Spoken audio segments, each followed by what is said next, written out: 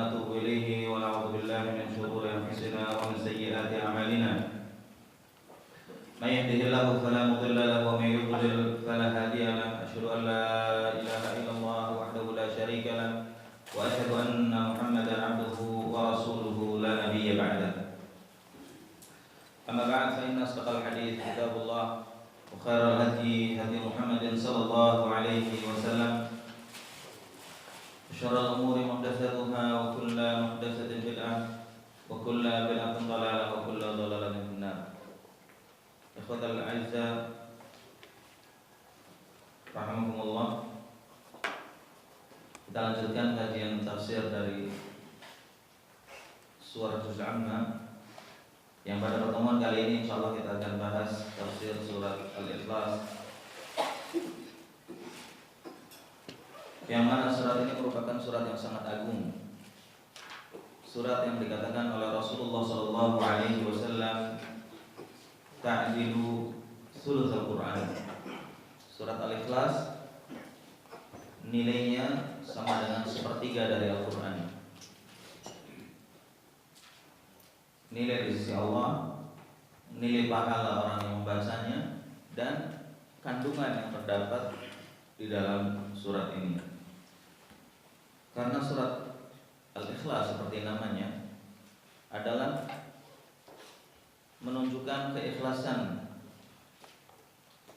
penghambaan seorang hamba kepada Allah semata dalam beribadah kepadanya. Dan kita tahu bahwasanya Al-Quran mencakup 3 sisi dari dinul Islam ini. Di antaranya adalah sisi tauhid, kemudian sisi muamalat, dan sisi ibadah. Surat Al-Ikhlas ini mengambil bagian terpenting dari Al-Quran, yaitu sisi tauhid, tentang mengesahkan Allah Subhanahu wa ta'ala dalam ibadah kepadanya. Diriwayatkan oleh Imam Ahmad dari Ubay bin Ka'ab bahwasanya orang-orang musyrik dulu meminta kepada Rasulullah SAW untuk disebutkan silsilah keturunan Allah Subhanahu wa ta'ala. Karena seseorang pengetahuannya itu sesuai dengan apa yang dia terima dalam kehidupan sehari-hari. Orang musyrik mereka menyembah patung, dan patung-patung itu adalah asalnya manusia. Terlepas dari manusia itu dulu orang yang berjasa atau orang yang soleh atau orang yang dianggap memiliki kelebihan atau tidak, yang jelas mereka terbiasa menyembah Tuhan yang asalnya adalah manusia, Lata, Uzza, Manat, dan seterusnya. Sekalipun ketika ditanya mereka mengatakan bahwa itu adalah perantara saja. Sebenarnya mereka menyembah Allah. Walain sa'altahum man khalaqas samawati wal ard la yaqulunna Allah. Yang kau tanya mereka siapa yang menciptakan langit dan bumi, mereka mengakui bahwasanya sang pencipta adalah Allah Subhanahu wa ta'ala. Jadi mereka katakan bahwa kami menyembah Allah. Wa ma na'buduhum illa liqarribuna ila Allah zulfa. Sebenarnya kami tidak menyembah patung. Ketika ditanya kenapa kalian menyembah patung? Patung ini kan benda mati, bahkan dipahat oleh kalian sendiri. Mereka mengatakan apa? Lasna na'buduhum. Kami sebenarnya tidak menyembah patung. Kami hanya menjadikan patung itu sebagai perantara antara kami dengan Allah. Kami menyembah Allah tapi melalui patung untuk mendekatkan diri. Sama dengan orang yang beribadah di kuburan. Ditanya kamu kenapa sholat di kuburan? Kami nggak sholat ke kuburan, kami sholat kepada Allah. Tapi melalui kuburan dan melalui arwah orang yang ada di makam ini, sholat kami disampaikan, hajat kami disampaikan. Nggak ada bedanya dengan musyrikin Quraisy yang mereka juga menyembah berhala. Salah satunya bentuknya adalah kuburan. Lata itu berhala yang bentuknya kuburan di daerah Taif. Bukan patung berbentuk manusia, bukan, tapi kuburan yang dihancurkan oleh Khalid bin Walid waktu Fathu Makkah, dan dikatakan di sana ada jin perempuan yang tinggal di situ. Jadi orang-orang musyrik dimusuhi oleh atau yang memusuhi Rasulullah SAW dan dakwahnya, itu ternyata sikap terjang mereka diikuti oleh banyak dari kaum muslimin. Ya. Mereka bertanya, ya Muhammad, ansib lana rabbak. Wahai Muhammad, beritahu kepada kami siapa nasab dan garis keturunan Tuhan. Dikiranya Allah itu punya bapak, punya ibu, keturunan dari mana, sama dengan Tuhan mereka. Fa'anzalallahu ta'ala Qul huwallahu ahad Allahu as-samad. Ketika ditanya seperti itu, Rasulullah nggak jawab. Namun wahyu langsung yang turun dari Allah Subhanahu wa taala menjelaskan. Qul, katakanlah, huwallahu ahad. Dialah Allah yang esa. Sampai akhir ayat. Demikian juga diriwayatkan oleh Imam At-Tirmidzi dan Ibnu Jarir serta Imam Al-Bukhari meriwayatkan dari Aisyah bahwasanya kana Rasulullah sallallahu alaihi wasallam idza awa ila firashihi kulla lailah jama'a kaffai thumma nafatha fihima. Rasulullah itu ketika mau tidur setiap malam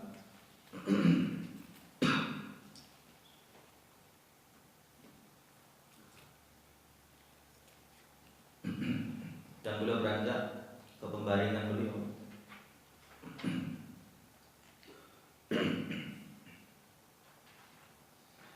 Beliau mengumpulkan kedua tangannya seperti ini, jamaah kaffai, kemudian meniup keduanya dan membaca qul huwallahu ahad, qul a'udzu birabbil falaq dan qul a'udzu birabbin nas. Setelah dibacakan ketiga surat ini, yamsahu bihi ma mastata'a min jasadi. Beliau usapkan ke seluruh tubuh, bagian tubuh yang bisa dipegang dan bisa dijangkau oleh kedua tangan beliau. Yabda'u bihi ma 'ala ra'sihi wa wajhihi, dimulai dari kepala beliau, kemudian muka, wa ma aqbala min jasadi, dan bagian depan dari tubuh beliau. Yaf'alu dzalika 3 marrat. Beliau melakukannya 3 kali. Ini adalah bentuk perlindungan yang luar biasa. Tidak ada santet, sihir ataupun guna-guna yang bisa menembus seseorang yang membaca doa ini, membaca wirid ini sebelum tidur. Hadis ini juga diriwayatkan oleh ahlu as-sunnah. Itu tentang fadilah surat Al-Ikhlas dan juga Al-Falaq dan An-Nas yang sudah kita bahas sebelumnya. Baik, kita lihat tafsir dari surat Al-Ikhlas secara mendalam. Allah Subhanahu wa taala berfirman, A'udzu billahi minasy syaithanir rajim. Qul huwallahu ahad, Allahus samad, lam yalid wa lam yulad wa lam yakul lahu kufuwan ahad. Qala Ikrimah, lamma qalat al-yahud nahnu na'budu Uzairan ibn Allah. Ikrimah mengatakan bahwasanya ketika orang-orang Yahudi mengatakan kami menyembah Uzair, Nabi Uzair, dan mereka mengatakan Uzair ini anaknya Allah. Wa qalatin Nasara, dan orang-orang Nasrani mengatakan nahnu na'budul Masih, kami menyembah Al-Masih ibn Maryam. Mereka juga mengatakan Al-Masih ibnullah, bahwa Nabi Isa adalah anak Allah. Wa qalatil Majus, dan orang-orang Majusi, orang-orang Zoroaster, nahnu na'budu syamsa wal qamar, kami menyembah matahari dan bulan, atau kami menyembah api, mereka juga menyembah api. Wa qalatil musyrikun, orang-orang musyrik mengatakan nahnu na'budul awthan, kami menyembah berhala-berhala. Masing-masing berbangga dengan Tuhan-Tuhan yang mereka anggap sebagai sesembahan. Kemudian Allah Subhanahu wa taala menurunkan kepada Rasulullah sallallahu alaihi wasallam, umat Islam disuruh mengatakan apa? Qul huwallahu ahad. Katakanlah, Dia Allah yang esa. Karena sesembahan yang mereka sembah itu semuanya tidak esa. Kalau Uzair anak Allah berarti dia punya bapak menurut keyakinan mereka. Dan dia juga punya tandingan karena dia manusia, banyak yang bisa menandinginya. Demikian juga Nabi Isa alaihissalam, dia manusia, dia punya ibu. Kalau dikatakan itu Tuhan, dia banyak saingannya. Apalagi orang Majusi yang menyembah matahari dan bulan serta api, itu semuanya makhluk yang lemah, yang tidak bisa berbuat apa-apa kecuali dengan izin Allah. Dan orang-orang musyrik mengatakan kami menyembah berhala, dan berhala itu bikinan mereka. Semuanya adalah Tuhan-Tuhan yang dusta dan bohong. Dan Allah SWT menyuruh pada Nabi kita Muhammad SAW supaya menjelaskan qul huwallahu ahad. Katakanlah wahai Muhammad bahwasanya Rabb kami, ilah kami, sesembahan kami adalah yang Maha Esa, yaitu Allah. Yani huwal wahidul ahad alladzi la nadhira lahu. Maksudnya Allahu ahad adalah Allah yang esa yang tidak ada tandingannya. Kalau Tuhan-Tuhan yang lain banyak yang menyamai, tentunya Tuhan-Tuhan bohongan atau yang dianggap sebagai Tuhan. Namun Allah SWT adalah esa, tidak ada sekutu, tidak ada yang menyamainya. Wala wazira lahu wala nadidalah. Tidak ada yang membantu. Wazir itu kalau istilah sekarang Perdana Menteri. Allah enggak butuh pembantu. Wala nadid, juga tidak ada yang menandinginya. Wala syabiha wala adil, juga tidak ada yang menyerupainya. Dia benar-benar istimewa, ilah yang tidak ada tandingannya, tidak ada yang menyerupainya, tidak ada yang membantunya karena dia esa dan maha kuasa. Wala yutlaqu hadzal lafdz ala ahadin illa 'ala Allah. Sifat al-ahad, esa, itu tidak boleh diberikan kecuali hanya untuk Allah. Karena memang tidak ada yang esa kecuali Allah Subhanahu wa ta'ala. Terus bagaimana itu kalau di negara kita ada di Pancasila apa, sila yang pertama ketuhanan apa? Ketuhanan yang Maha Esa. Ketuhanan yang Maha Esa maksudnya wallahu a'lam aslinya adalah Allah Subhanahu wa ta'ala, karena yang esa hanya Allah. Sementara Tuhan-Tuhan yang lain semuanya adalah punya tandingan dan punya saingan. Esa artinya tidak ada yang menyamainya, tidak ada yang bisa mengalahkannya.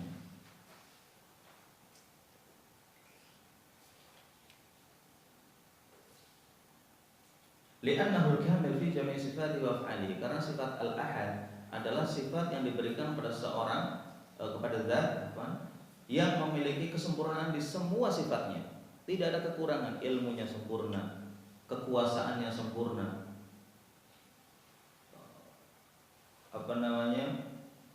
kehebatannya sempurna, semuanya sempurna. Kalau manusia sekalipun punya ilmu, itu ilmunya terbatas. Punya penglihatannya terbatas. Punya pendengarannya terbatas. Allah Subhanahu wa ta'ala semua sifatnya sempurna. Penglihatannya tidak terbatas, pendengarannya tidak terbatas, ilmunya juga tidak terbatas, dan semuanya adalah di puncak kesempurnaan. Allahus Samad. Kemudian Allah Subhanahu wa ta'ala mensifati dirinya. Allah Subhanahu wa ta'ala sedang memberitahukan kepada kita siapa dia. Allah pertama yang esa, tidak ada pesaing, tidak ada yang menyerupai dan menyamainya. Yang kedua As-Samad. Apa makna As-Samad? Yakni alladzi yasmudu ilaihi al-khalaiq fi hawaijihim wa masailihim. Yang dimaksud dengan As-Samad adalah zat yang dijadikan sandaran. Samad aslinya adalah tegar, yang tidak bergoyang, tidak bergoncang. Maksudnya adalah zat yang dijadikan sandaran oleh makhluknya, oleh semua makhluk, ketika mereka membutuhkan sesuatu, ketika mereka kesusahan, berdoa dan meminta hanya kepadanya, berlindung hanya kepadanya.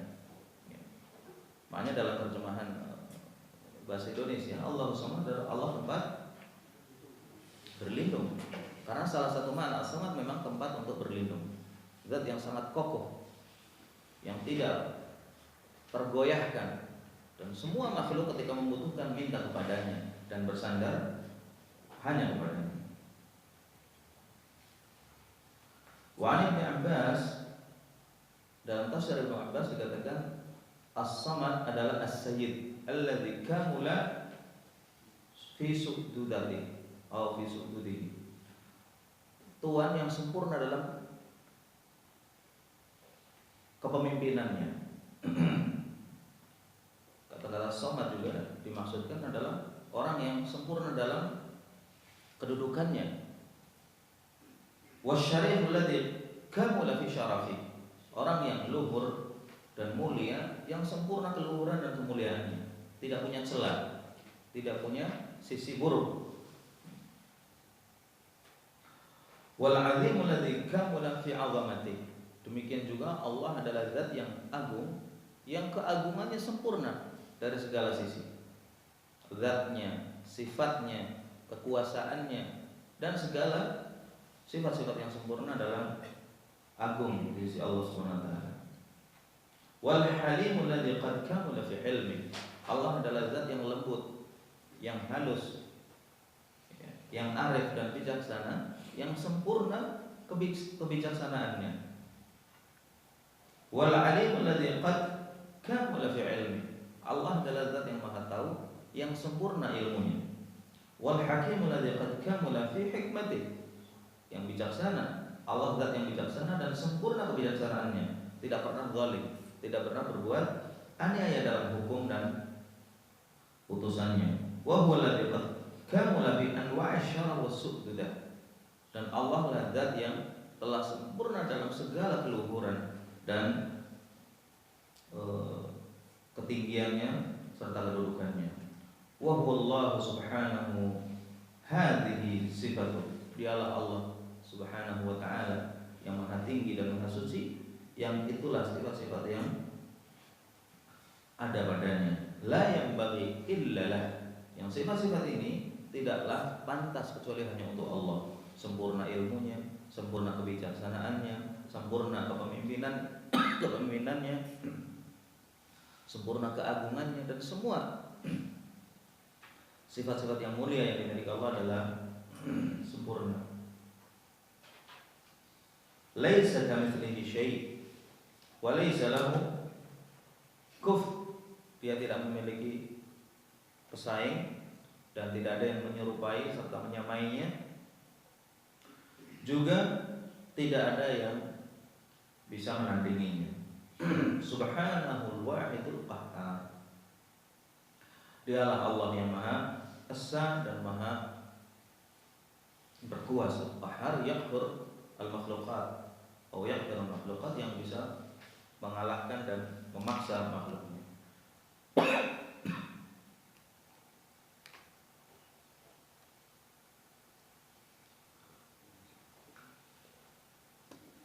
Itu makna as-samad. Makna as-samad juga, di antara makna kalimat as-samad, alladzi la yakhruju minhu syai'un wa la yut'im. Samad itu sesuatu atau zat yang tidak keluar darinya sesuatu dan tidak masuk padanya. Jadi kalau manusia atau makhluk itu kan butuh makanan, ada yang masuk ke tubuhnya dan ada yang keluar kotoran darinya. Allah Subhanahu wa ta'ala maha suci dari semua itu. Allah tidak membutuhkan makanan, juga tidak mengeluarkan sesuatu. Walladzi la jawfa lah, dan yang tidak memiliki perut. Jawf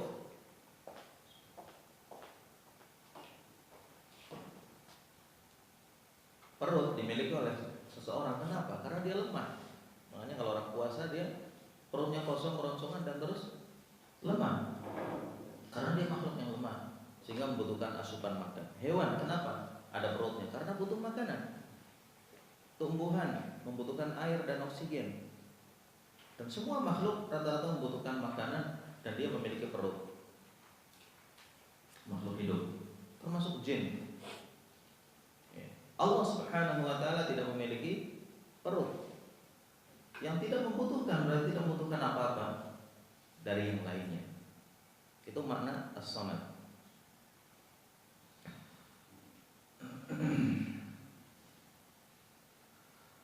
huwa alladzi lam yalid wa lam yulad. Salah satu makna as-samad juga adalah zat yang tidak beranak dan juga tidak diperanakan, tidak punya orang tua, juga tidak punya keturunan. Karena kalau dia punya orang tua berarti dia butuh sama orang lain. Kalau dia punya anak berarti dia butuh sama penerus. Ini menunjukkan kelemahan kita. Kenapa punya anak dan punya orang tua? Karena kita lemah.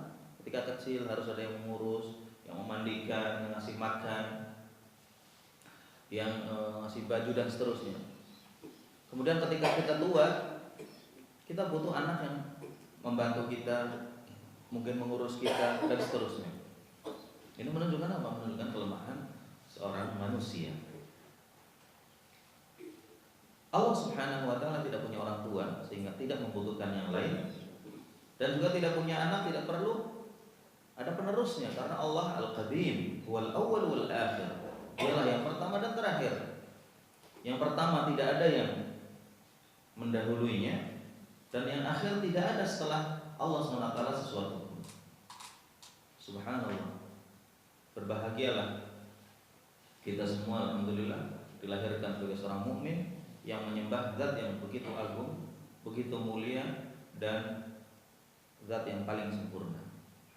Alhamdulillah kita juga tidak dilahirkan menjadi orang Majusi, walaikumsalam, atau orang Nasrani, atau orang Yahudi yang mereka menyembah Tuhan-Tuhan yang semuanya adalah Tuhan yang tidak benar. Nikmat yang luar biasa. Nikmat yang diterima oleh seorang hamba adalah dia dilahirkan dalam kondisi beriman, tidak pernah bersujud kepada selain Allah. Dan itu mudah-mudahan terus kita bisa jaga sampai menghadap Allah Subhanahu wa taala.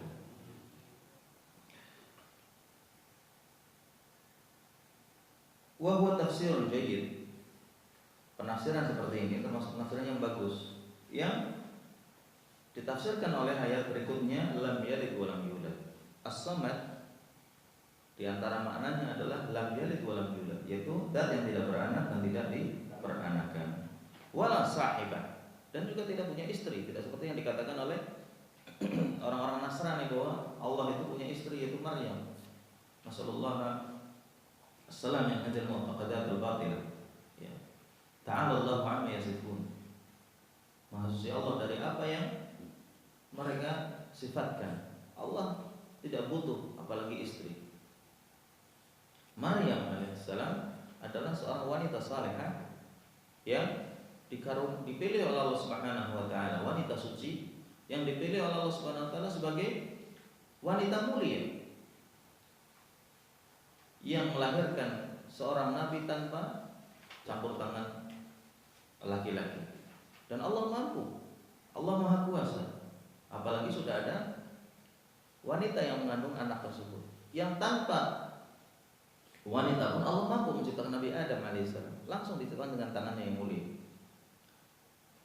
Ditiupkan roh pada jasad yang dibentuk oleh Allah Subhanahu wa taala, tanpa bapak, tanpa ibu. Hawa diciptakan oleh Allah Subhanahu wa taala tanpa ibu. Diambil dari tulang sulbi Adam alaihissalam, diciptakanlah Hawa. Jadi sesuatu yang sangat mudah bagi Allah Subhanahu wa taala untuk menciptakan seorang anak tanpa adanya bapak dan ibunya sudah ada, seperti Nabi Isa alaihissalam. Walam yakul lahu kufuwan ahad, dan Allah Subhanahu wa taala tidak ada yang menyerupainya dan menandinginya. Sebagaimana firman Allah Subhanahu wa taala dalam surat Al-An'am ayat 101. A'udzu billahi minasyaitonir rajim. Badi'us samawati wal ard anna yakunu lahu waladun wa lam takul lahu sahibah wa khalaqa kulla syai'.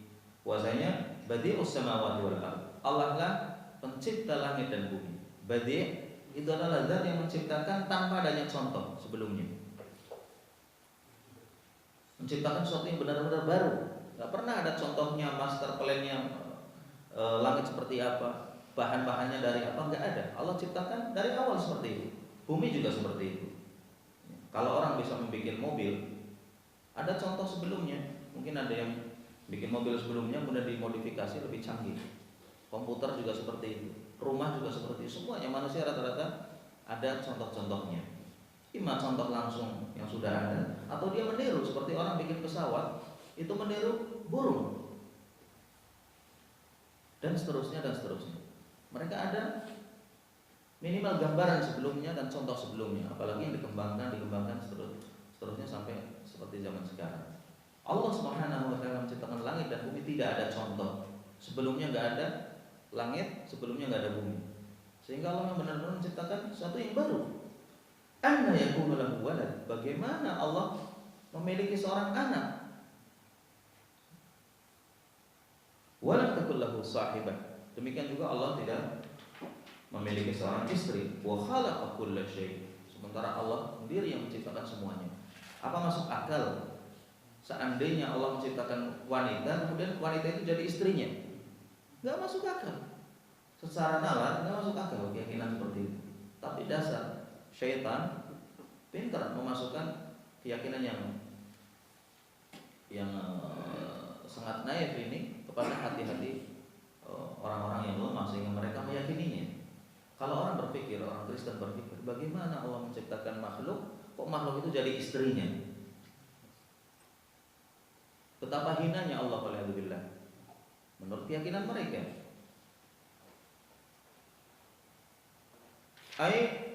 Huwa khaliq kulli syai' wa maliku. Dialah Allah pencipta segala sesuatu dan dialah pemiliknya.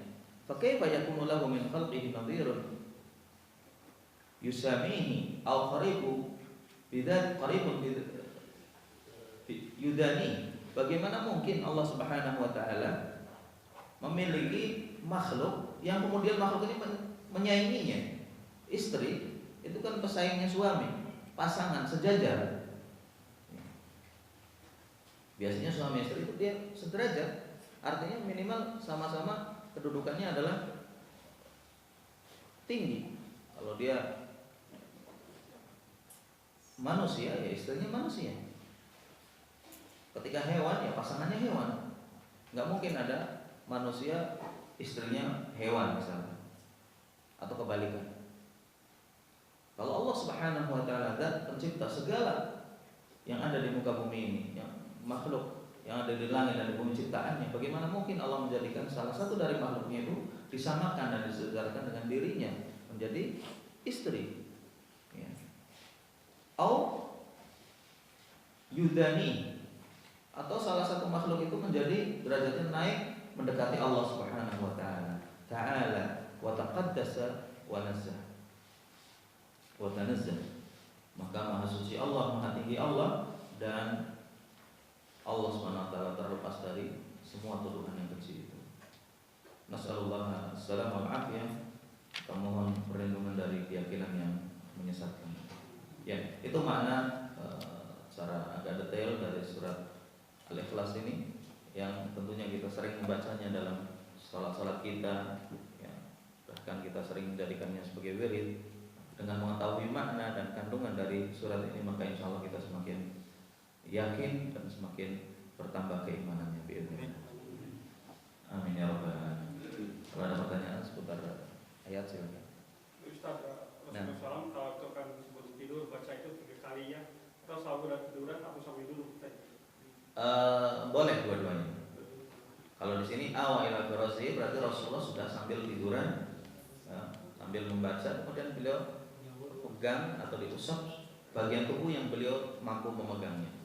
Ya, zahirnya sambil tiduran karena bagian depan dari badan beliau, punggungnya nggak dipegang. Tapi kalau mau sambil duduk pun nggak apa-apa. Kalau ditiupkan tangan itu sebelum baca apa setelahnya? Kalau di hadis ini disebutkan sebelumnya. Jadi dikumpulkan, ditiup, kemudian dibaca. Iya, tapi zahirnya wallahu a'lam yang masyhur adalah dibaca dulu baru ditiup. Iya. Kalau hadis tadi menyebutkan iya. Jadi tiupan itu maksudnya tiupan bacaan. Iya. Kalau hadis tadi disebutkan ditiup dulu baru membaca. Tapi yang zahir wallahu a'lam adalah dibaca dulu, setelah itu ditiup. Seperti air, orang meruqyah dengan air, itu dibacakan ayat kursi, Al-Falaq dan An-Nas, Al-Ikhlas, kemudian ditiup. Iya. Kalau bacaan itu wudu dulu atau enggak tanpa wudu? Sunnahnya seorang ketika mau tidur wudu dulu memang. Dan juga membaca Al-Quran afdalnya wudu, baik membaca dari mushaf maupun hafalan. Ya, terutama mau tidur disunahkan berwudu dulu, ya, kemudian membaca dan baru tidur. Itu yang paling baik. Nah, sebentar, tadi dikatakan 3 kali. Bagaimana? Apakah meniupnya 3 kali kemudian diusapkan 3 kali, ataukah meniup 1 kali usapkan, meniup lagi usapkan? Dohirnya dalam bacanya 3 kali. Jadi pertama baca Falaq, An-Nas dan Al-Ikhlas, atau Al-Ikhlas, Al-Falaq dan An-Nas, ditiup, diusapkan. Kemudian baca lagi. Kemudian ditiup lagi, diusapkan lagi. Dan dibaca lagi, ditiup lagi, seperti itu. Tentunya kalau 3 kali sempurna seperti yang dicontohkan oleh Rasulullah SAW. Kalau kita capek, misalkan sudah mengantuk sekali, maka sekalipun mudah-mudahan cukup untuk melindungi seseorang. Dan lebih bagus lagi ditambah ayat kursi. Ditambah ayat kursi kan lebih bagus lagi. Karena Rasulullah tidak ketika melakukan sesuatu tidak hanya satu macam. Beliau kadang-kadang melakukan ini, kadang-kadang itu. Seperti bacaan sholat, beliau kadang-kadang baca ini, kadang-kadang baca itu, dirubah-rubah. Dan itu pun kita bisa lakukan. Terus ada satu lagi katanya di sudah tambah itu ditambah juga dengan baca Al-Kafirun. Kalau benar ya? Al-Kafirun. Anda tentang dalilnya wallah belum baca, tapi dalilnya tidak masalah. Al-Kafirun adalah memperbaharui keyakinan kita. Kalau tentang surat Al-Mulk itu setiap malam gimana? Baca surat Al-Mulk. Sebenarnya tentang fadhil Al-Quran itu banyak. Iya. Banyak sekali tentang surat Al-Mulk, tentang Al-Waqiah. Tapi kita harus pastikan secara umum Al-Quran dibaca dimanapun dan kapanpun itu baik. Tapi ketika kita menentukan fadilah suatu surat, iya, fadilah Al-Mulk, fadilah Al-Waqiah, fadilah ini dan itu. Ketika kita menentukan, itu pertama kita harus melihat di situ ada dalil atau tidak. Kemudian dalil juga tidak cukup sekedar ada dalil atau tidak, tapi dalilnya sahih atau tidak. Kita percaya, kita yakin bahwasanya Quran adalah syifa, obat untuk segala penyakit, baik jasmani maupun rohani. Al-Quran juga merupakan perlindungan seorang hamba dari kejahatan makhluknya, semuanya tanpa kecuali. Dan sebagian surat lebih utama dari surat yang lain karena Allah lebihkan, seperti Al-Ikhlas, ayat kursi merupakan ayat Al-Quran.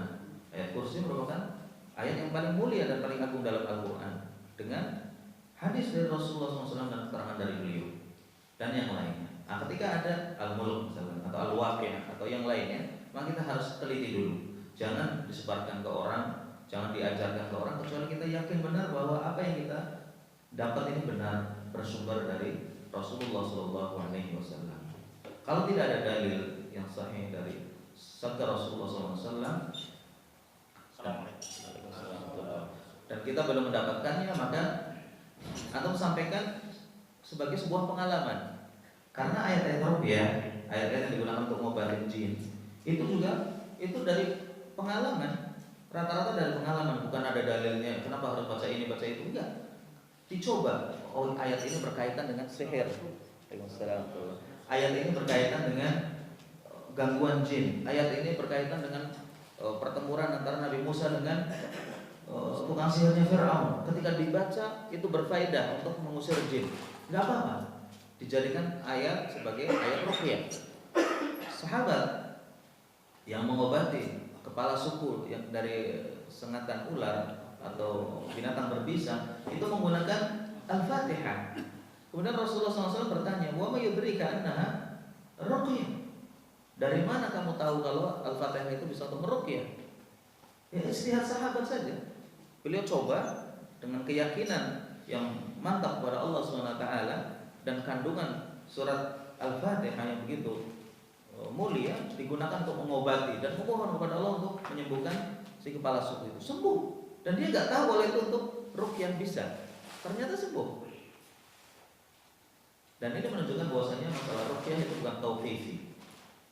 Itu tajrib, bisa dicoba. Ayat ini bermanfaat, ayat ini lebih kuat untuk mengusir jin dari yang lain. Dan alhamdulillah sekarang buku-buku narawih udah banyak.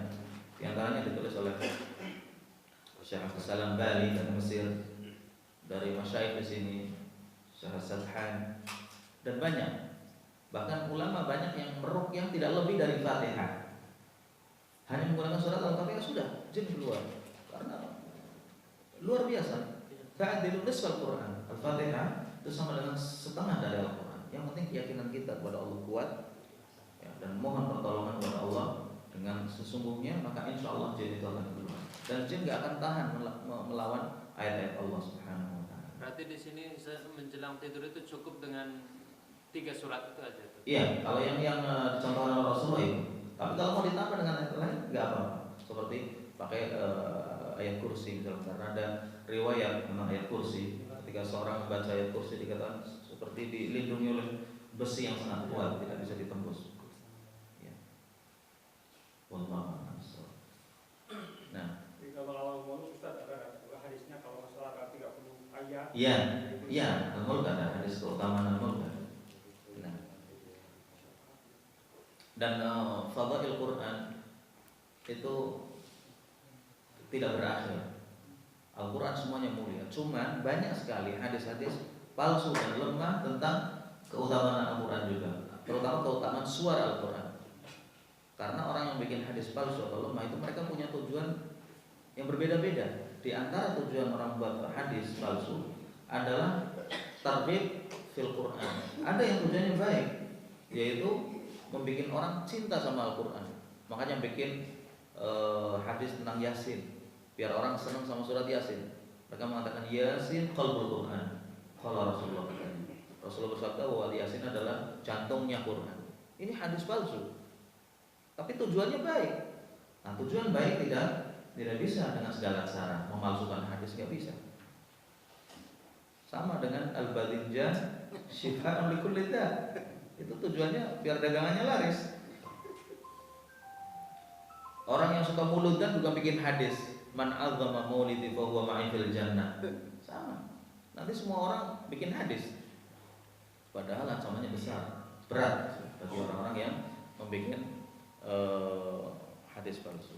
Ini Ustaz saya mau tanya. Nah, Ya, tentang orang. saya tanya dulu, antum dari mana, Pak? Ada jin yang menempel di seseorang, sedangkan jin itu namanya Aisyah. Pinter bahasa, pinter Quran. Jadi orang keliru kalau melihat ditirukan. Iya. Ini bagaimana? Ada yang seperti itu. Jin juga nggak semuanya bodoh, tapi dia bodoh sebenarnya. Tidak semuanya bodoh dalam artian dia kadang hafal Quran, dia hafal ayat-ayat ruqyah. Jadi dia sebelum diruqyah orang dia membaca ayat ruqyah atau bisa ngikutin. Ada itu kasusnya. Ya, terus Bagaimana caranya? Caranya tetap dibacakan. Sekalipun dia ngikutin sebenarnya dia kesakitan. Dia kenapa mengikuti supaya dia dianggap tidak mengelabui, biar yang ngobatin ini putus asa. Wah, dia lebih hafal dari saya. Kadang-kadang yang meruqyah salah dibenerin sama dia. Ada benar. Tapi tetap dia tidak akan kuat. Sekalipun dia hafal, sekalipun dia lebih tahu ayatnya.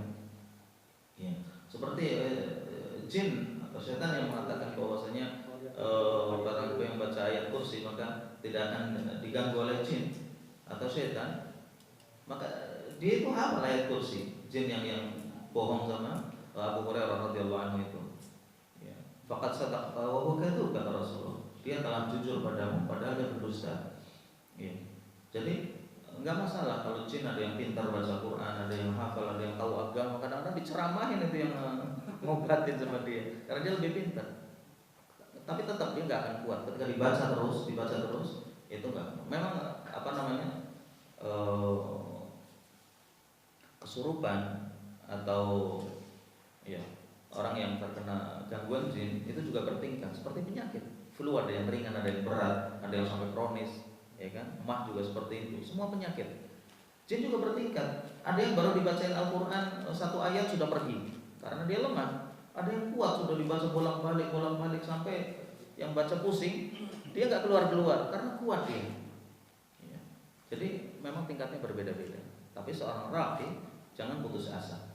Dia harus kuatkan keimanan kepada Allah Subhanahu wa taala, dan semakin kuat keimanannya, berpegang kepada Allah, keyakinannya kepada Allah lebih kuat, maka semakin tajam ruqyahnya. Karena ruqyah itu seperti senjata, ya, pedang yang tajam tidak bisa selalu digunakan untuk membunuh musuh dengan baik. Kalau memang yang pakai tidak pintar, ayat semuanya ibaratnya seperti senjata, ya ruqyah. Mungkin yang dibaca sama, tapi orangnya berbeda yang membaca. Dan orang subhanallah diberikan kekuatan yang berbeda-beda. Ya. Orang ada yang memang subhanallah diberikan Allah SWT kekuatan untuk meruqyah. Gitu baca ayat langsung bereaksi sama jin yang menempel. Ada orang yang baca udah bolak-balik gak bereaksi. Itu Allah SWT berikan kelebihan pada hambanya. Bersyukurlah orang yang bisa mengobati, karena itu merupakan kebaikan yang bisa diberikan pada saudara kita. Khairun nas anfa'uhum linnas, kata Rasulullah. Sebaik-baik manusia adalah orang yang bisa memberikan manfaat kepada orang lain. Wallahu a'lam. Cukup? Ya, kita masuk ke hadis. Kalau yang punya